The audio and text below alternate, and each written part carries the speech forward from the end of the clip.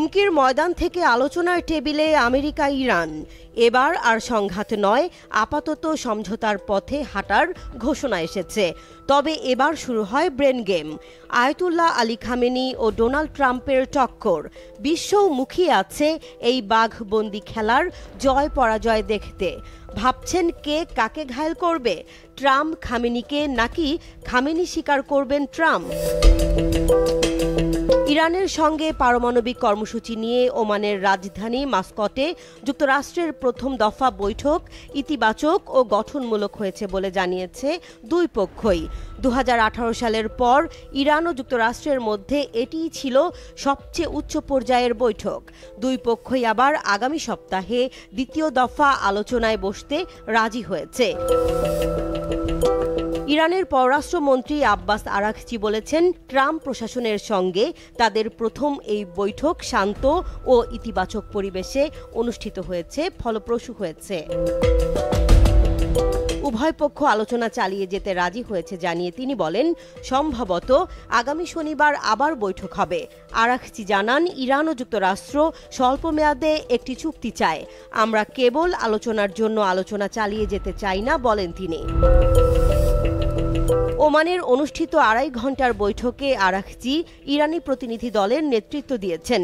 আর যুক্তরাষ্ট্রের দিক থেকে আলোচনার নেতৃত্ব দেন ট্রাম্পের মধ্যপ্রাচ্য বিষয়ক দূত স্টিভ উইটকফ।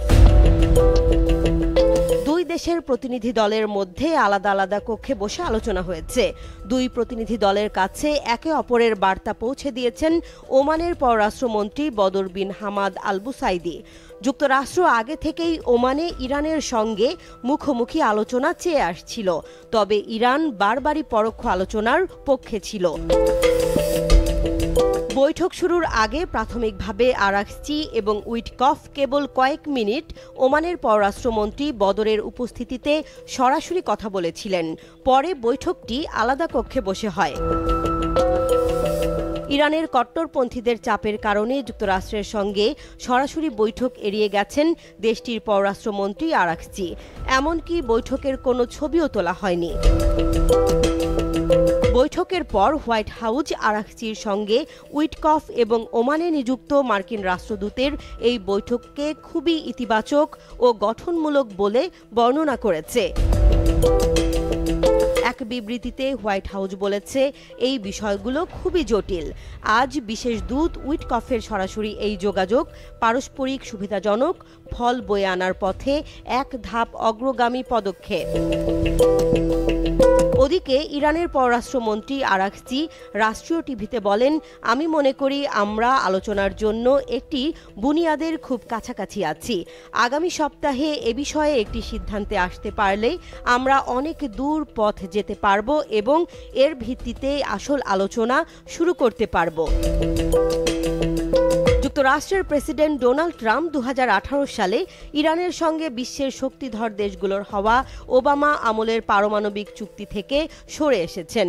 ইরানের সঙ্গে আরও ভালো একটি চুক্তি করবেন বলে দীর্ঘদিন থেকেই বলে এসেছেন ট্রাম্প। তবে এতদিন ইরান পুরনো ওই চুক্তির জায়গায় নতুন চুক্তি করা নিয়ে আলোচনা প্রত্যাখ্যান করে এসেছিল। কোনো চুক্তি না হলে ইরানে বোমা মারার হুমকি আগেই দিয়েছিলেন মার্কিন প্রেসিডেন্ট ট্রাম্প। তবে ইরানও ছেড়ে কথা বলতে রাজি নয়।